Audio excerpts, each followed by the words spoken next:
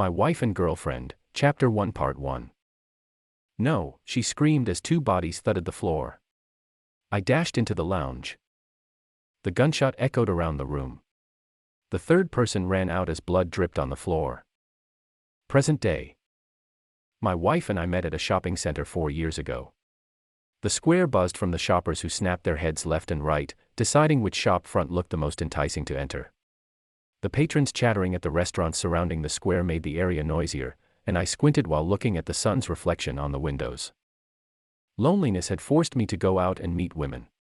The first 5 either walked away without letting me finish my sentence or looked around as I spoke to them.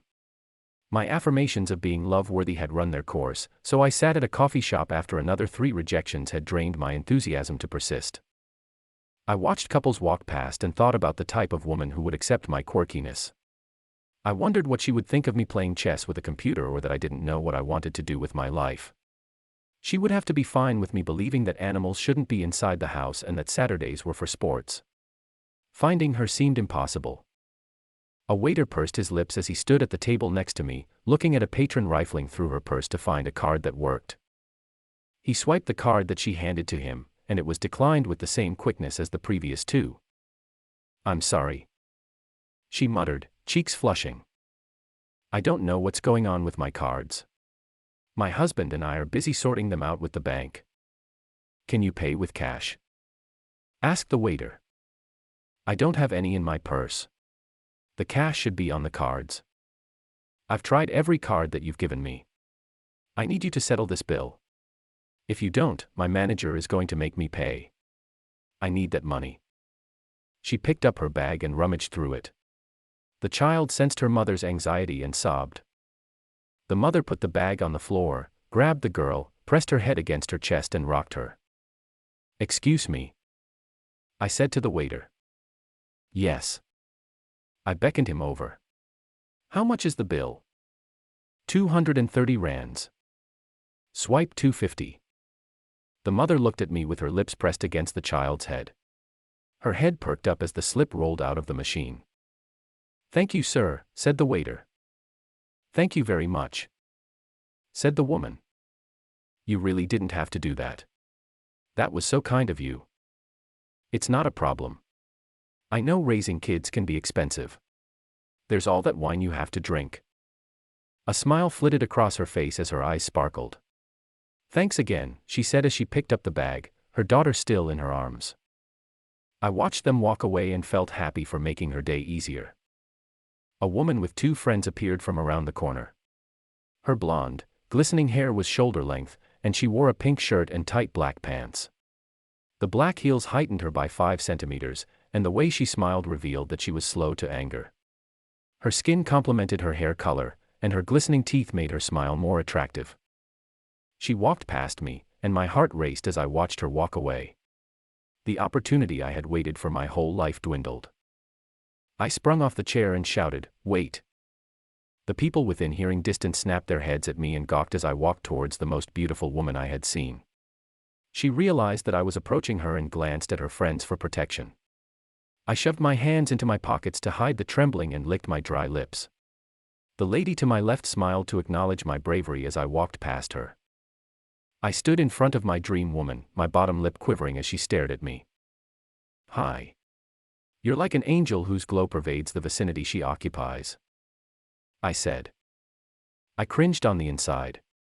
Her friend rolled her eyes to confirm that it was the worst pickup line I could have used. She smiled, and her shoulders dropped as her pupils dilated. "It's fine," she said to them. My heartbeat slowed as I watched them walk away. "By the way, I'm Warren. Nice to meet you. I'm Mandy." Such an angelic name, I thought. I know this is random, but I wanted to say hi. I couldn't let this opportunity pass me by. She smiled. "What are you up to?" "I came to buy a blazer for my brother." "That's nice of you." "He can't do it himself." "He can, but he's forgetful." "Did you remind him this morning to wear underwear?" She chuckled. "He's lucky to have you as a sister." "I'm used to doing it. I did the same for Dad when I lived at home. Mom taught me that it was important to look after the men in my life. That was music to my ears. The women I had met were more worried about their makeup and traveling to exotic destinations. In front of me stood a woman who had traditional values and treated men with respect. "What are you up to?" asked Mandy. "Oh, I just came to see what's available. Clothes-wise. Women-wise, I thought. That as well." She frowned. "Hope you don't mind me being honest and upfront with you," I said. She shook her head. "Something about you tells me that I'd like to get to know Mandy more." "Okay." My eyes widened. What did she just say? I leaned in and raised my eyebrows. "Yes. We can do something," she added. Our plan was to meet at a restaurant the following night. After shaving, I combed my hair to the side and buttoned a white shirt. I sprayed cologne on my neck and stepped into the shoes that had depleted the remainder of my work bonus. Looking good gave me confidence. At the restaurant, I checked my watch as Mandy walked towards me in a black dress. To me, a punctual woman had respect for herself and others. I stood up, kissed her cheek and pulled out her chair. The dimmed lights accentuated the rugged wallpaper, and a Victorian-style chandelier hovered over us.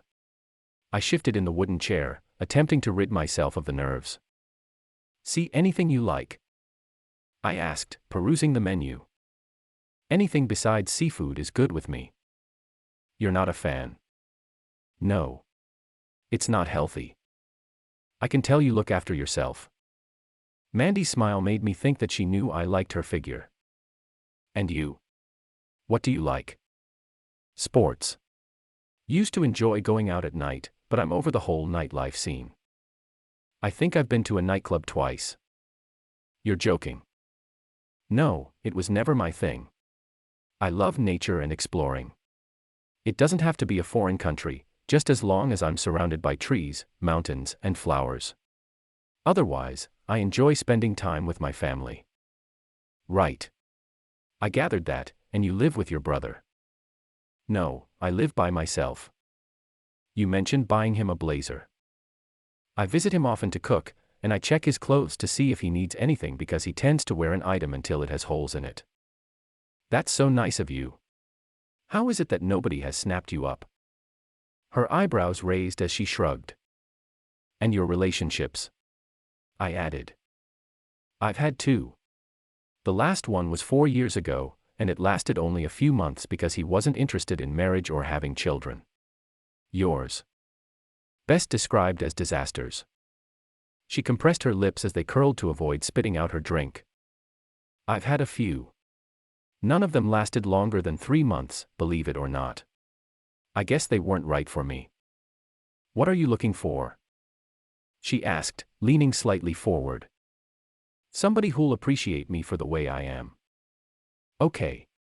That's reasonable." "Work?"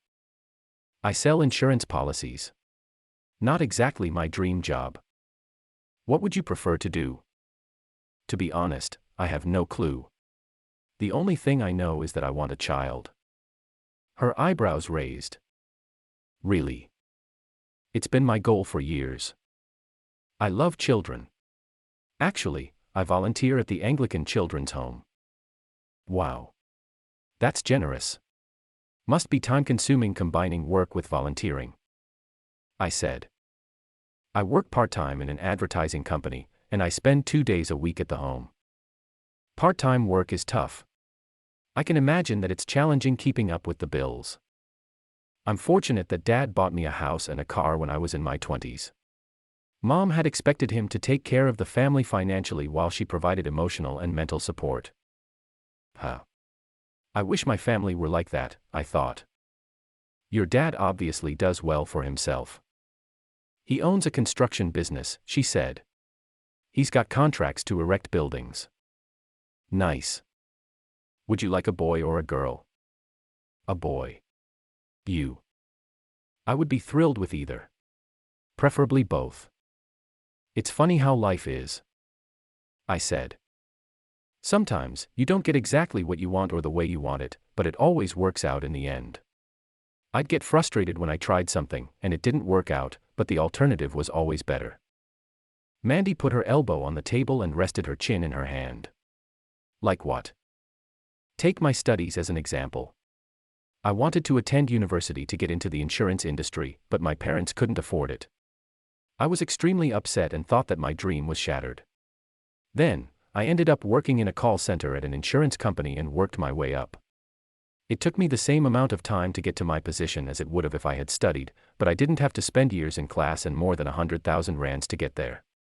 Instead, I got paid while learning on the job. Interesting. You seem to have a unique way of looking at the world. Looks like I can learn things from you, she said with a smile. Absolutely. Thank you for listening. If you enjoyed this story, you're gonna love my new novel, My Wife and Girlfriend.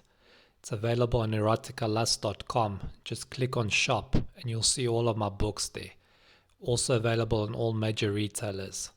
While you're there, check out my awesome t-shirts, such as the I'm Kinky t-shirt, Opposites Attract t-shirt, and long sleeve.